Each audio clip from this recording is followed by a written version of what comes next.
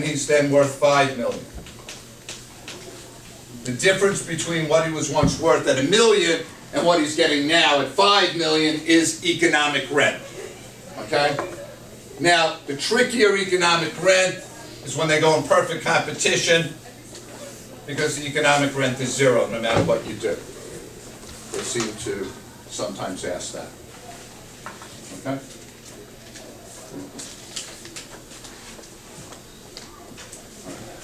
Now, on the practice test, there's no questions on economic rent or monopsony. That's because the books don't cover them.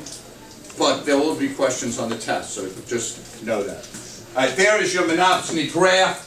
I'll give you a second to copy it, and then I'll talk you through it.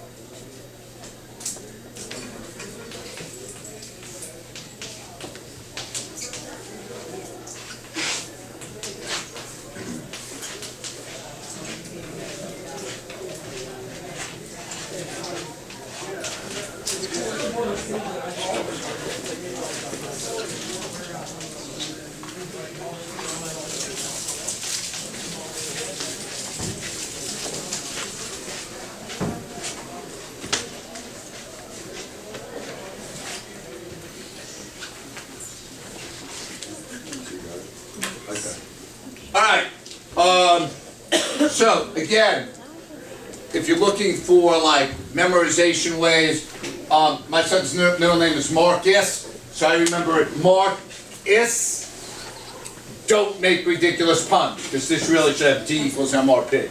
So, Marcus, don't make ridiculous puns. All right, so the first thing, they're always going to show you a monopsony graph, and the first thing they're going to ask is, what is the wage and how many workers? All right, so MRC equals MRP, profit maximizer in all firms. I go there. But now, for the wage, I have to go down to supply. Why? Because it's a monopsony. It's like a monopoly in the labor market. They don't have to pay the highest wage. Down to supply. Okay.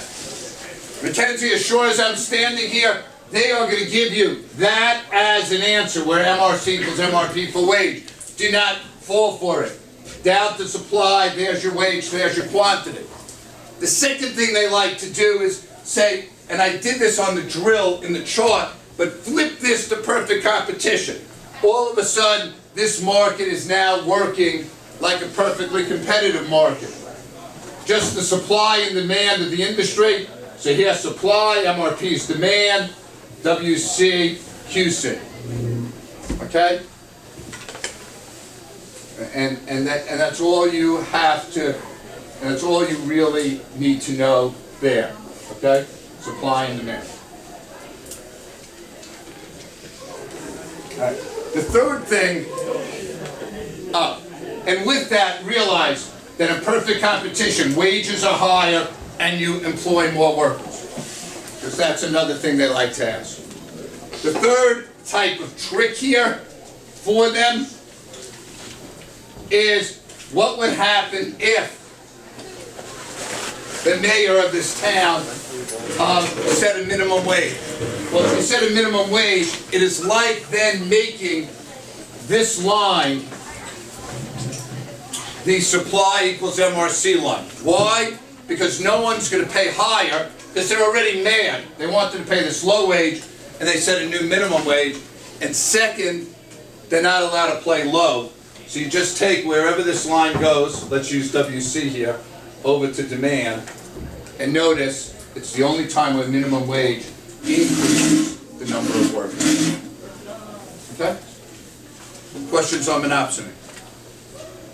In the practice problems, like I posted on BCPS, not only the practice test, but practice problems, there's a monopsony question in there for you to review.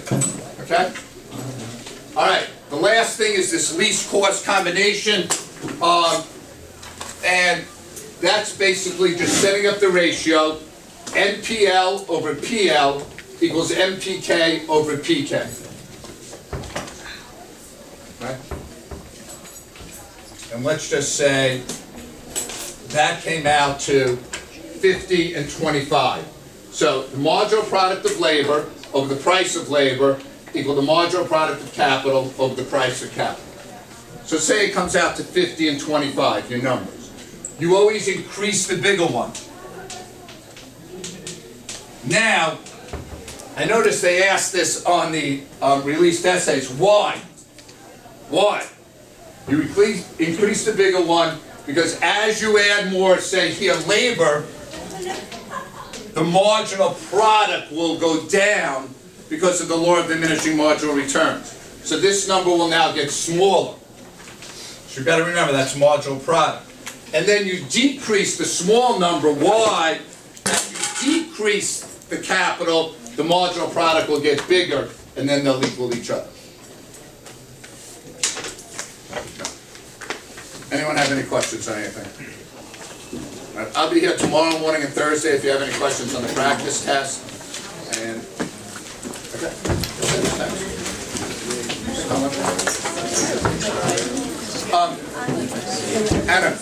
Anna, could you just press shut that off?